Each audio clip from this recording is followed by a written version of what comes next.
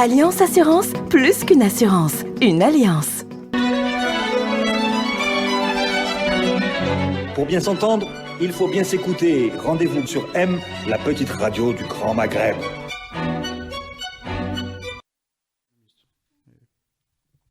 Amis auditeurs de Radio M, bonjour. Nous avons le plaisir d'accueillir ce lundi dans l'invité du direct notre ami Smaïl Almas, économiste. Bonjour Smaïl. Bonjour. Deuxième passage à Radio M dans une conjoncture difficile. Merci de vous être déplacé physiquement jusqu'au studio. On ne le fait pas toujours, c'est par ces temps de confinement. L'actualité, c'est la réunion du Conseil des ministres hier qui a pris des mesures et adopté notamment le projet de loi de finances complémentaire pour 2020. On a été obligé de revoir ses comptes.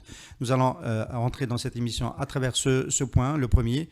Bizarrement, dans la communication du gouvernement, on a privilégié le volet réglementaire et on a mis en avant la révision de la règle 49-51. Lorsqu'on regarde le communiqué de l'APS, nous n'avons pas encore le sentiment que les secteurs stratégiques ou la règle du 49-51, 49% pour l'investisseur étranger, 51% pour la partie algérienne, aient été définis. On ne sait toujours pas quels sont les secteurs stratégiques dans lesquels il faudra continuer à appliquer le 49-51. Oui, bonjour. Effectivement, on est resté sur notre fin, c'est-à-dire le problème TAS 51-49 est toujours posé. On pensait qu'avec la loi complémentaire, on va arriver à décortiquer un peu plus le sujet et avoir plus de visibilité sur les secteurs stratégiques qui ne sont pas ou qui sont concernés par la règle et comment que les choses vont se décortiquer. Mais finalement, on constate que beaucoup d'éléments restent à développer et beaucoup d'éclaircissements justement autour de ce dispositif reste à fermer.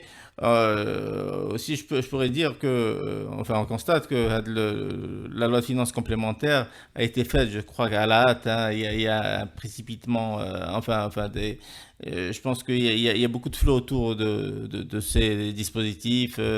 On voit, il y a en tous les cas pas de visibilité. Il y a en tous les cas la volonté d'envoyer un message aux investisseurs étrangers, c'est que le dispositif est assoupli, mais on n'a pas réellement le sentiment que ce dispositif est assoupli. J'en veux pour preuve une autre disposition de la LFC, c'est l'annulation du droit de préemption. Mais quand on regarde, on voit qu'il n'est pas juste annulé, il est transformé en une autorisation dont l'arbitrage revient au Premier ministre. Eh ben oui, il faudrait comprendre aussi que déjà l'investissement étranger est toujours soumis à autorisation.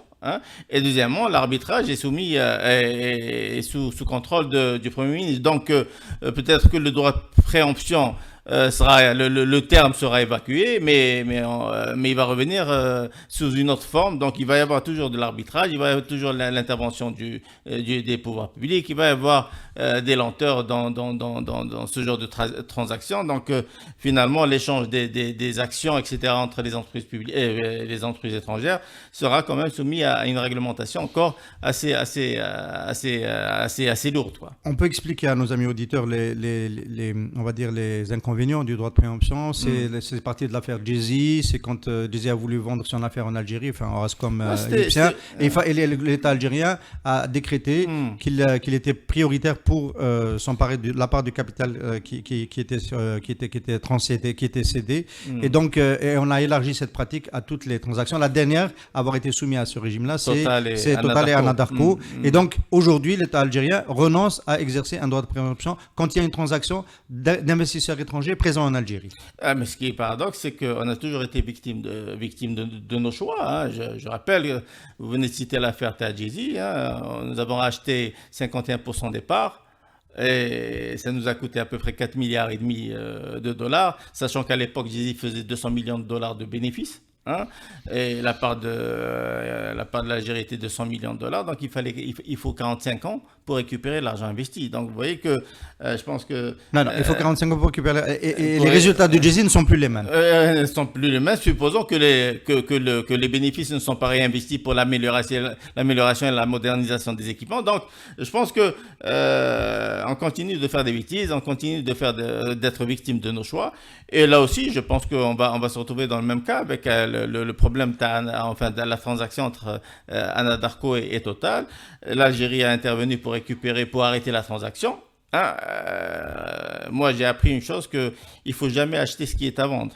C'est-à-dire dans le business, quand on voit qu'il y a une entreprise est à vendre, il faut se poser la question, pourquoi On vend à de l'entreprise. Si on dit qu'on dégage beaucoup de bénéfices, etc., si l'entreprise est en bonne santé, en général, on ne la vend pas. On essaie de tout faire pour la préserver. Mais là, j'espère qu'il n'y a pas une combine entre Anadarko et Total pour pousser l'Algérie à acheter et racheter les 260 000 barils jour, les puits.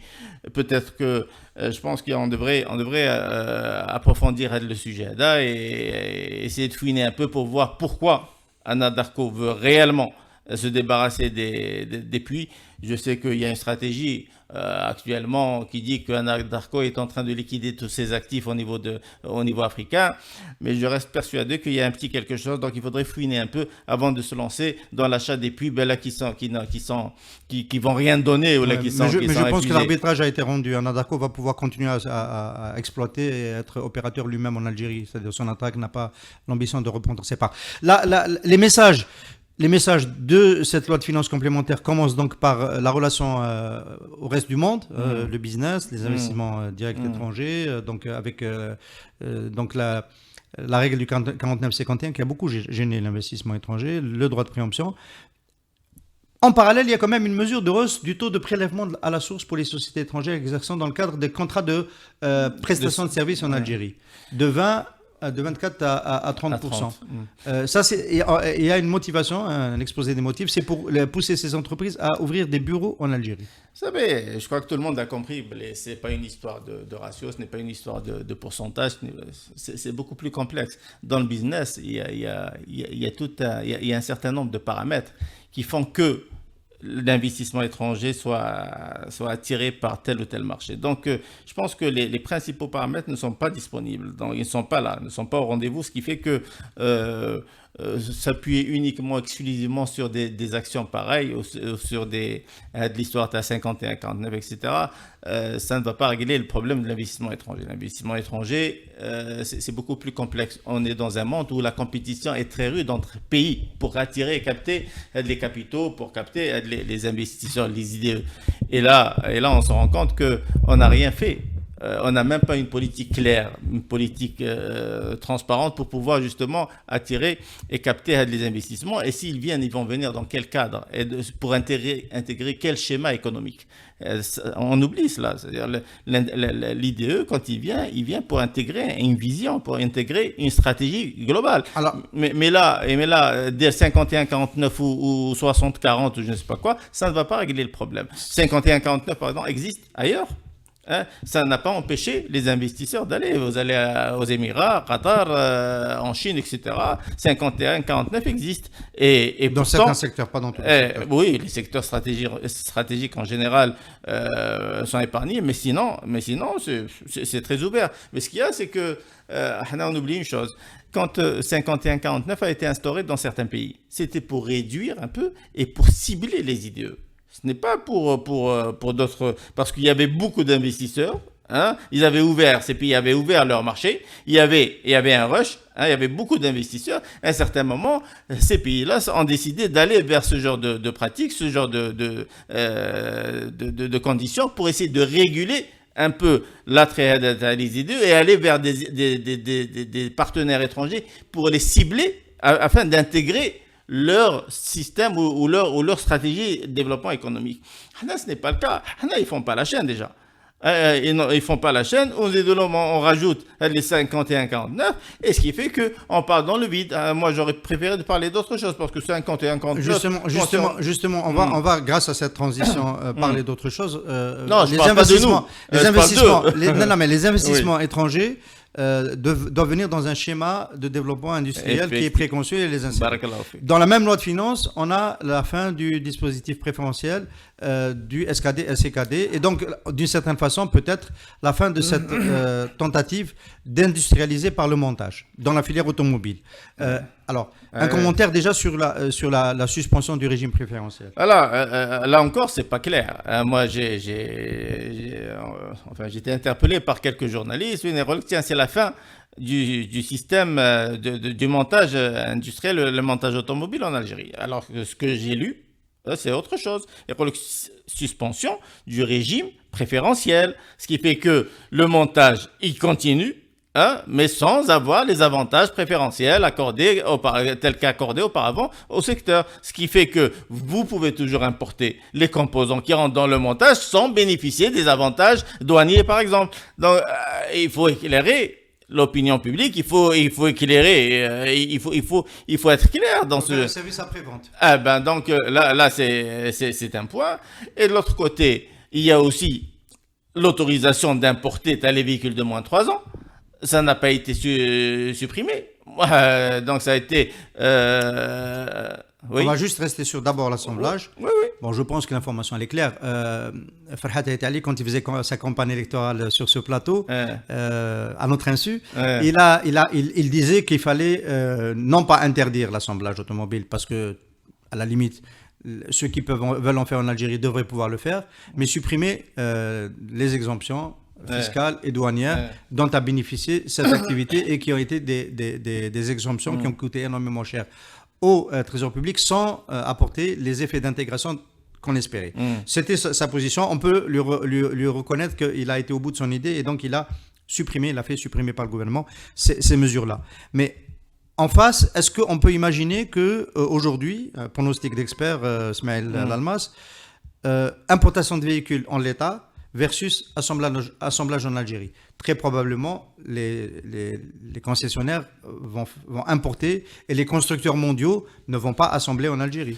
Non, j'imagine la formule autrement. C'est-à-dire, moi, je pense que l'autorisation d'importer sera attribuée ou accordée à certaines marques, pas toutes les marques, parce qu'on n'a pas les moyens d'importer. Premièrement, ils vont limiter le budget, donc ça va être accordé à 2 ou 3 marques. Ou alors à toutes les marques, mais avec des quotas. Et avec des quotas. Donc il va y avoir des quotas, pour limiter un peu l'importation. Mais ce qu'il y a, c'est que si on n'interdit pas, on va autoriser et on continue à autoriser le montage des véhicules. Et maintenant, si on casse carrément l'industrie de montage, mais c'est pas une mauvaise nouvelle de laisser continuer le montage pour ceux qui peuvent le faire moi, sans le régime préférentiel. Oui, moi je suis la preuve. On ne peut pas stopper SNVI, on ne peut pas stopper Renault. C'est ce que fait Renault.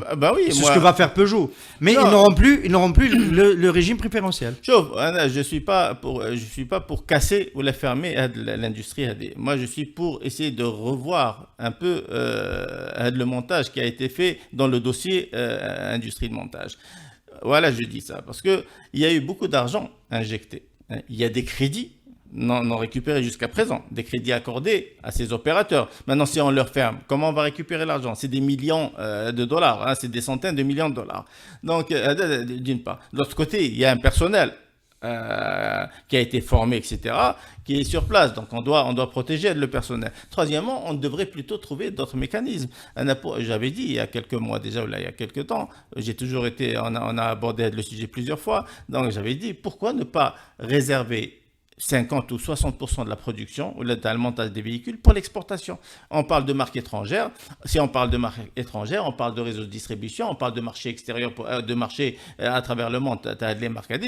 Pourquoi ne pas se mettre d'accord avec ces marques pour essayer de dégager une bonne partie de la production algérienne et la dédier à l'exportation. Avec l'argent de l'exportation, on va importer avec les composants parce que le problème, il est où? Il est dans l'importation. Dans le financement des importations, tu as les composants. On est arrivé à 3,5 milliards. En 2018 ou 2017, fin 2017, on est arrivé à 3,5 milliards d'importations de composants.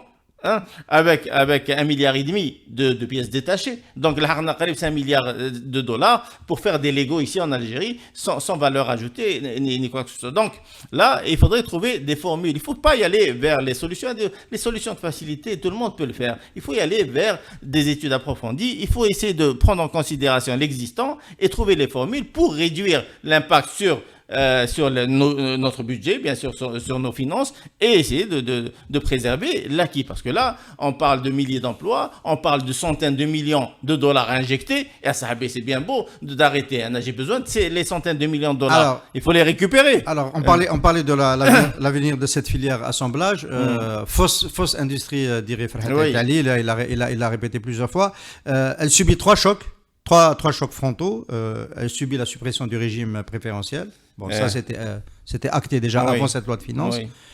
elle subit la restauration de l'importation des véhicules neufs et elle subit aussi la restauration des véhicules d'occasion, de l'importation des véhicules de moins de 3 ans. Ouais. La question est très simple. Qui peut résister à ça et continuer à assembler en Algérie? On a un sentiment que même Renault, avec toutes les facilités, ne pourra pas continuer à le faire. Non. Encore une fois, dans le business, il y a des approches bien connues et il y a une certaine logique dans la gestion des dossiers. Moi, quand on parle de Renault, on parle de l'assemblage, on parle d'entité, on parle d'entreprise, on parle de partenaires. Il n'y a rien qui nous empêche de réunir les partenaires et essayer de discuter et de négocier avec eux. Il faut dialoguer, il faut parler. On peut arriver à des compromis. On peut arriver avec Renault, ok, d'accord, vous continuez l'assemblage, mais moi je vais importer les marques que les modèles que vous ne produisez. Par Renault fait 2 ou 3 modèles. Oui, il y a ça, il y a cette possibilité. Je peux, avec Peugeot Bella qui va rentrer dans le montage bientôt, vous allez faire 2 modèles. Moi je vais importer ce que vous ne faites pas. Donc, il y a des possibilités. Mais non, on ne sait pas dialoguer, on ne sait pas pourquoi on ne sait pas le faire. Ou là on ne veut pas le faire, ou là on ne l'a jamais fait pratiquement. Parce qu'on n'a pas des gens qui ont un esprit business, qui gèrent le business. C'est ça le problème. On a vu le cas, par exemple, pour réguler les prix, tu as le marché, tu as les légumes et les fruits. Le responsable, il le chantage aux commerçants au lieu de dialoguer avec les commerçants. Smaël Almas, à propos de dialogue, il faut noter que ces dispositions ont été prises sans qu'il y ait un dialogue entre le ministre de l'Industrie et les professionnels de la filière. Voilà. De même qu'il n'y a pas de dialogue entre le ministre et les professionnels de la filière produits bruns, produits blancs, c'est-à-dire l'électronique, l'électroménager, qui, eux, pour le moment, vont peut-être préserver les avantages fiscaux dans l'importation des composants pour maintenir la filière en activité en Algérie, mais dont l'avenir est totalement obscurci, parce que de grandes marques se sont arrêtées et on ne sait pas comment elles vont pouvoir poursuivre leur activité. Et même dans l'électrodomestique aussi, ce sont des entreprises qui se sont développées dans un milieu assez disons, critique. Tout le monde sait qu'il y a des entreprises qui font le montage et qui ont ramené le composant pratiquement fait, même emballé, avec Made in Algérie dessus. Donc c'est connu. Mais bon, c'était la conjoncture de l'époque qui a autorisé, qui a accompagné, qui a alimenté, qui protégeait ces gens-là. C'est la SABET et la politico-financière, etc. Maintenant, on est dans disons, après les différents scandales, j'allais dire une ère nouvelle. Non, moi je n'y crois pas, c'est toujours la continuité. Disons qu'il va y avoir un peu quelques retenues, peut-être, de la part de ces gens-là. Ils vont aller vers une pratique un peu plus transparente. Mais sinon, derrière tout ça aussi, il y a tout un savoir-faire qui a été développé. Moi, je connais des entreprises dans l'électrodomestique qui ont réussi quand même à élever un peu le taux d'intégration. Il y a des entreprises qui font leur propre carte mère, qui produisent leur propre carte mère, et ils sont arrivés à 45, 50, 55% de taux d'intégration. Moi, je ne vais pas casser tout le monde. Alors, c'est pour ça qu'il faut y aller à la carte. Il faut travailler à la carte. À la carte. Et vous avez, Smaël Almas, préconisé très tôt, dès le début de la crise sanitaire, des mesures de sauvegarde des entreprises, un plan anti-faillite. Il ne s'est encore rien passé de ce point de vue. Non, rien du tout. Énormément d'entreprises souffrent. Et croyez-moi, chez nous, quand elles souffrent seules, parce que là, et surtout dans le public, elles n'osent pas parler. Et les dirigeants, moi j'ai croisé beaucoup de dirigeants depuis quelques jours. J'ai eu même des réunions avec certains responsables d'entreprises. Moi je souffre et je n'ai pas intérêt à brancher. Donc là, ils ont des difficultés à payer les salaires, à préserver, à conserver déjà, disons, à motiver le personnel à rester, à avoir un autre esprit, etc., à maintenir tout ça. C'est très, très difficile. Là, c'est la colère. La colère, elle est là et l'avenir est incertain, comment motiver tous ces gens-là pour la relance. Pour les entreprises publiques, il y a un plan de soutien. Le problème, c'est les entreprises privées. Ils n'ont rien vu. Ils n'ont rien vu jusqu'à présent. Pourquoi j'ai parlé d'entreprises publiques? Parce que c'est censé avoir un plan pour accompagner les entreprises, et un soutien financier adéquat. Mais il n'y a rien, justement. Il n'y a rien. Bon, le privé, on sait qu'il va se débrouiller tout seul. Hein. Il ne faut pas compter sur l'État. Si l'entreprise publique pense que l'État va intervenir, alors là, elle se trompe. Moi, je dis tout simplement qu'il faut aller vers le compter sur soi. Donc, moi, j'avais appelé à anticiper. Hein, depuis 2 mois, tiens, il faut y aller vers l'anticipation. Gérer une crise pareille, il faut savoir anticiper. Hein, pour protéger nos entreprises, pour protéger l'emploi, pour protéger l'acquis via un plan anti-faillite. Mais anticiper, ça fait 2 mois, il y a 3 mois, oui, j'en ai parlé.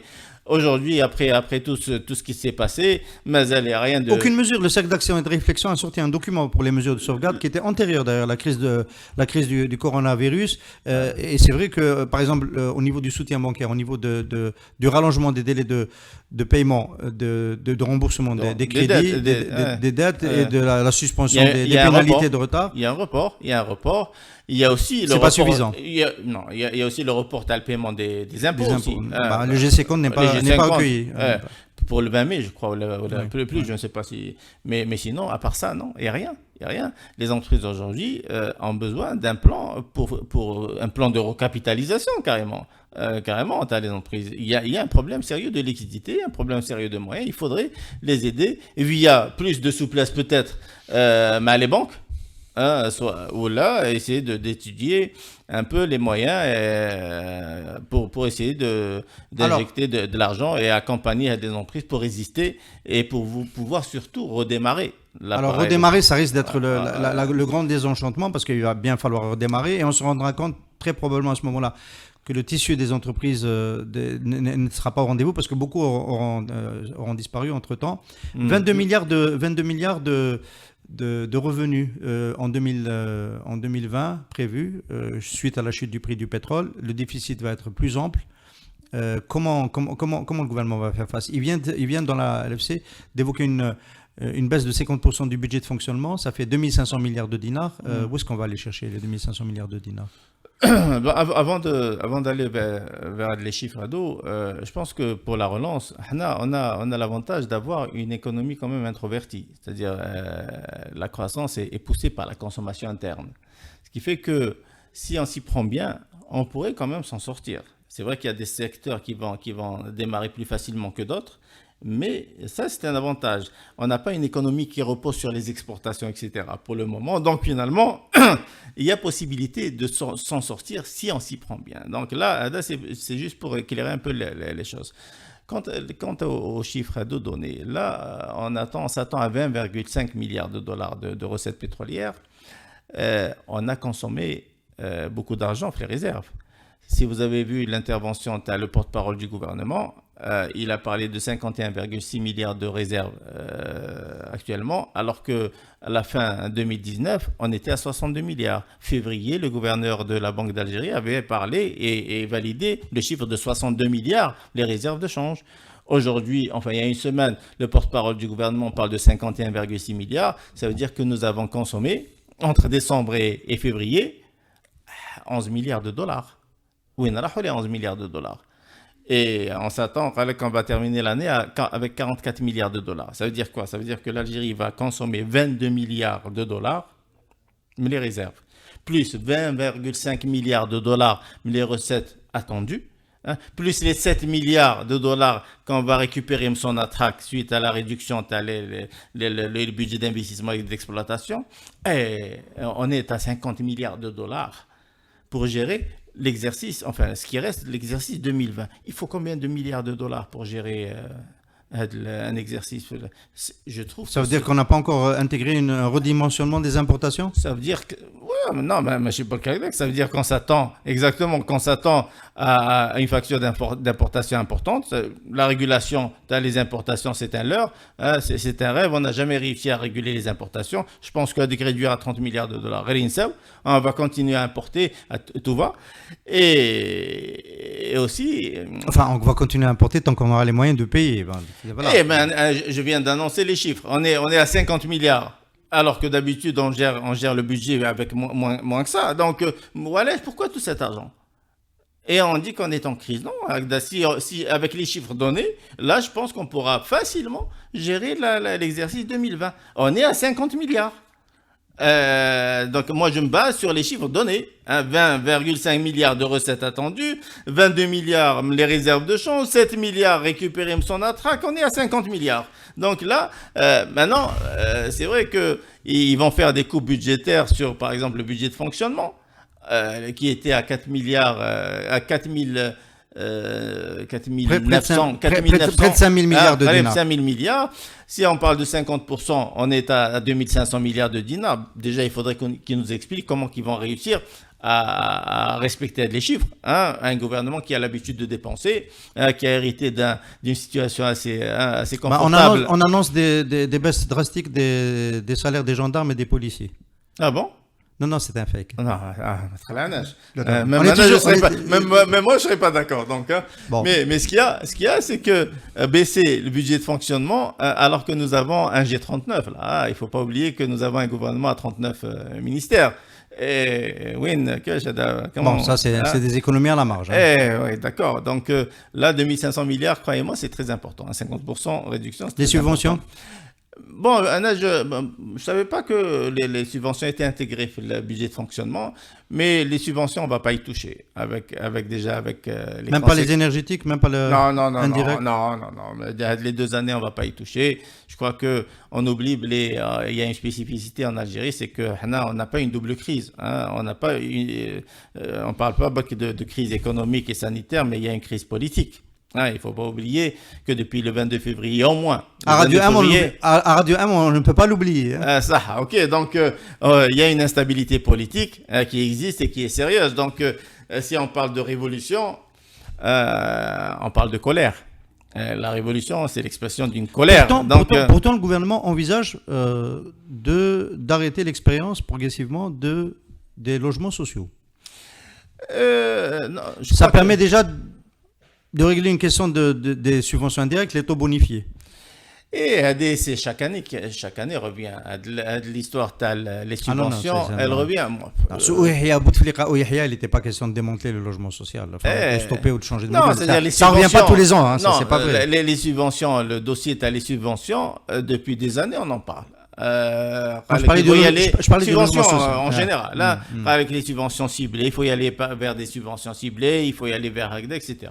On n'a jamais réussi à faire quoi que ce soit. Donc, c'est pour ça que je dis que les 2 dernières années, les deux prochaines années, avec l'instabilité politique et tout, je pense que le gouvernement ne va pas s'aventurer à toucher au dossier des subventions. Maintenant, je pense que si on tape aux portes du FMI, on sera obligé de le faire. Parce que là, si on continue comme ça, avec le rythme de croisière Jama'a et les consommations... Et les 2022 même plus que 2021. 2021, on va titrer tout à l'heure sur le papier de Maghreb Émergence, mais l'Almas pronostique un retour vers le FMI en 2021 ? Oui, oui, bien sûr. La mi 2021 ou la fin 2021, on sera obligé de... Et donc, le président Tebboune, lorsqu'il dit pas de recours à la planche à billets et pas de recours à l'endettement étranger, et il affirme quelque chose de pas soutenable. Oui, c'est pas nouveau. Vous savez, on a tout politisé. Même Qu'est-ce qui est pas nouveau? Qu'un président dise n'importe quoi? Ah oui, c'est pas nouveau qu'un responsable dise n'importe quoi chez nous. On est habitué à ce genre de pratique. Donc c'est pas soutenable. La planche à billets, commençons par la planche à billets. Si on réduit pas les charges de manière significative, si on ne touche pas aux subventions, si le déficit reste aussi important avec un prix du pétrole qui reste faible, on peut pas. Comment on va financer le déficit? On sera obligé de passer par la planche à billets. Là, la planche à billets, ils vont le faire discrètement. Peut-être ils vont pas annoncer cela, mais ils vont le faire discrètement. Ils seront obligés d'y aller. Je vois que les annonces, les augmentations de salaire, les suppressions de l'IRG, tout ça coûte de l'argent. C'est énorme tout ça. Ouais. On n'a pas encore fait le calcul. On a tendance à ne pas donner de chiffres. On ne sait pas même l'impact. Tu as le Covid sur l'économie, mais à la fin, qu'est-ce que ça a causé comme désordre, comme dégâts? D'ailleurs, la première action à faire aurait été de recenser un peu les dégâts causés par le Covid pour justement recenser le potentiel terrain et essayer de voir comment gérer. Je peux vous donner une information Vas-y. qui peut servir à la comptabilité nationale. Le site de Maghreb Émergent et de Radio 1.info ont été suspendus par le gouvernement de manière évidemment tout à fait illégale. Et on a perdu entre 60 et 70% du flux, qui peuvent correspondre à une perte de revenus d'à peu près 30% de nos revenus. Voilà. Et ça, c'est pas le Covid, ça c'est la volonté des hommes. Voilà. Oui, donc on n'a pas cette statistique pour l'économie nationale. Non, on est loin de ça. On est loin de ça, et en plus de cela, on est habitué à maquiller les chiffres, donc on fait plus confiance aux chiffres donnés. Alors, et si on n'a pas de statistiques, on n'a pas de données réelles, on peut pas concevoir un plan. Donc retour probable à la planche à billets. Oui, et au financement extérieur. Et au financement extérieur, on a bien compris, Smaïl Almas. Il y a un outil, un instrument d'ajustement quand on est dans ce type de situation, qui est la parité monétaire. Le dinar s'est remis à glisser depuis plusieurs semaines. On passait de 134 dinars pour 1 euro à 140 dinars pour 1 euro en ce moment. Est-ce que c'est une tendance qui va se poursuivre? Est-ce que la Banque d'Algérie est en train de faire son job, ou est-ce qu'il faut faire attention de ce côté-là? Vous savez, le gouvernement n'a pas plusieurs pistes. Il y a 3 ou 4 pistes pour financer un peu les déficits. Il y a le recours à la planche à billets. Il y a les réserves de change, il y a la baisse de la valeur du dinar. On peut expliquer aux amis auditeurs, la baisse du dinar, ça permet de compenser avec des fiscalités pétrolières. De compenser de façon artificielle les déficits budgétaires. Donc, à chaque fois qu'on baisse, on a une masse plus importante, plus de dinars pour compenser. Et c'est pour ça qu'on dit on compense de façon artificielle. Les budgets, c'est pas vraiment du réel. Donc, on va y aller vers ça.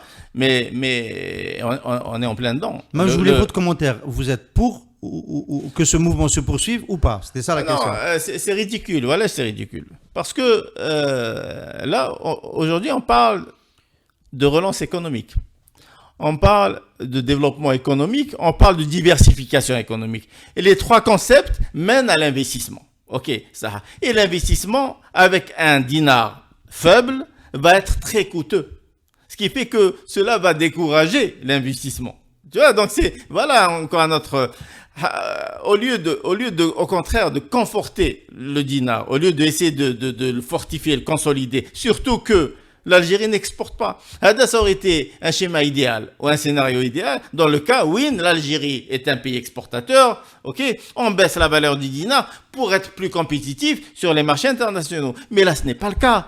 Ce n'est pas le cas. On n'a pas de tradition export, on n'a pas une économie basée sur l'exportation, ce qui fait que tout est importé et on veut relancer, développer et diversifier. Tout cela passe par l'investissement. L'investissement va être très coûteux si on continue de baisser le dinar. Sauf si... On le rend convertible. Avec quoi? Le mec, il y a toute une démarche pour ça. C'est impossible. Le rendre convertible, c'est permettre de l'échanger un peu partout en dehors des frontières. Pour cela, il faudrait avoir une économie forte qui va permettre aux étrangers de créer une demande forte sur de la monnaie. Or, ce n'est pas le cas. On n'a pas une économie forte, on n'a pas une économie diversifiée. Pourquoi les gens vont acheter le dinar pour faire quoi avec? Donc, et ceux qui retorquent le grand mal des années Bouteflika, c'est l'écart qu'il y avait entre le taux parallèle et le taux réel du dinar, le gap qui était trop important, qui a provoqué d'ailleurs des surcoûts dans les importations, puisqu'on s'est mis à surfacturer les importations. Voilà, encore, on en a parlé, j'en ai parlé. Sauf là, c'est le malheur de l'Algérie. La différence entre le taux officiel et le taux au noir a encouragé les gens à aller vers les histoires de surfacturation pour dégager plus de devises et pour les balancer dans un marché qui rapporte énormément. Tu vois, donc, finalité...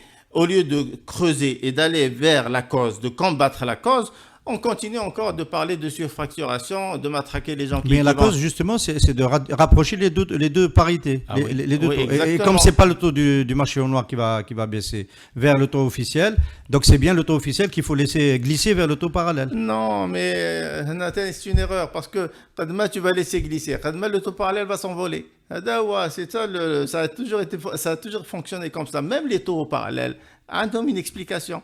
Il est à 180 ou à 190 ou à 200 ou là. Ça vient pas. Donc, si vous faites, si vous allez creuser vraiment pour voir, pour décortiquer de la valeur, pourquoi elle est 200 ou là elle est escalée, vous allez voir que même les taux au niveau de la douane, les taux, tout ça sont pris en considération pour définir la valeur du noir. C'est-à-dire, c'est très technique comme approche, ce qui fait que si on va glisser le dinar au taux officiel, vous allez voir que le taux change, enfin le taux noir va encore grimper. Donc c'est pas de cette manière.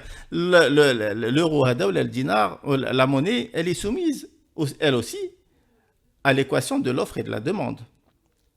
Et ben c'est ça le truc. Si on avait une économie forte, si on avait une économie diversifiée, si on avait des recettes de devises constantes, etc., le recours à la devise sera beaucoup moindre. Et à partir de là, vous allez voir que le dinar va prendre poids, aura plus de valeur. C'est ça là, j'avais dit à un certain moment, même pour développer les exportations. Si les gens qui exportent, on leur donnait la possibilité de récupérer la devise entièrement et leur donner la possibilité d'importer avec, vous allez voir qu'il va y avoir moins de pression sur la devise et la devise, le dinar va être conforté et la différence entre les deux taux sera moindre. Mais on n'a rien fait pour réduire la Ça, différence. c'est une mesure qu'on peut encore prendre, laisser les exportateurs bénéficier de la totalité des revenus de leur exportation. Oui, et leur donner la possibilité d'importer avec. Bien sûr. Voilà. Bien sûr. Il y aura moins de pression sur le dinar officiel convertible. Ah ben voilà. Donc, il y a plein de techniques à développer, mais qui va le faire? Qui va le faire, d'avoir le problème. Donc là, des fois, je me dis, c'est pas possible, il y a une volonté pour casser le pays à tout prix. Là, à Lyon, par exemple, nous avons une aubaine. Mais le Covid, il y a possibilité de se placer à l'international. Oui. Il y a une demande très, très importante. En Europe, par exemple, en fruits, légumes, etc. Si on avait des dispositifs souples, si on avait des dispositifs d'encouragement dans cette direction, vous allez voir qu'on pourrait exploiter l'épidémie et se positionner et gagner des parts de marché. Mais qui va parler de ça ou là qui va agir? Personne. Voilà, donc ça c'est malheureux de le dire, mais encore une fois, on passe à côté de quelque chose de très très intéressant pour nous. Hein. Il faut la dernière fois, on m'appelle de France, on me dit on a des besoins, que ce soit en France, en Belgique, en Italie. Avec qui parler? Donc, c'est un peu dommage. On a le sentiment, effectivement, de rater une grande opportunité. Merci beaucoup, Ismaël Almas, d'avoir été notre invité ce matin. Merci. Merci bien. Alliance Assurance, plus qu'une assurance, une alliance. Pour bien s'entendre, il faut bien s'écouter. Rendez-vous sur M, la petite radio du Grand Maghreb.